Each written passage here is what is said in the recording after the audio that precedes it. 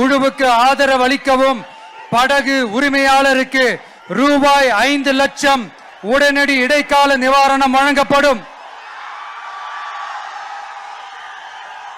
அடுத்தது கடல் தாய் வீட்டு வசதி திட்டம்.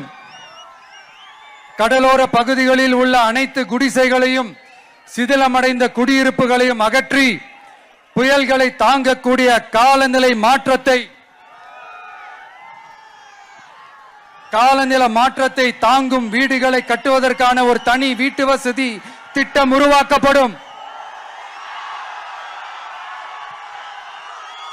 கடைசியா மீனவர் எரிபொருள் பாதுகாப்பு திட்டம்.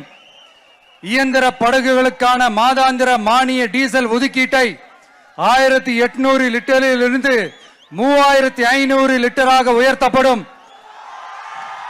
ஒரு லிட்டருக்கு ரூபாய் 15 என்ற நிலையான மானியம் படகு உரிமையாளரின் வங்கி கணக்கிற்கு நேரடியாக செலுத்தப்படும். இதெல்லாம் ஒரு சின்ன சாம்பிள் தான். இது ஏதோ தேர்தலுக்காக திமுக தர்ற மாதிரி வாயில வடை சுடுறது கிடையாது.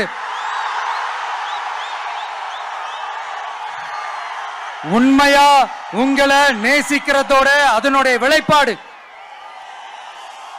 இப்படித்தான் நான் உங்களை உண்மையா நேசிக்கிறோம். எல்லாரும் நான் அங்க சொன்ன மாதிரி விசில் சின்னத்துக்கு தயவு செஞ்சு ஓட்டு போடுங்க.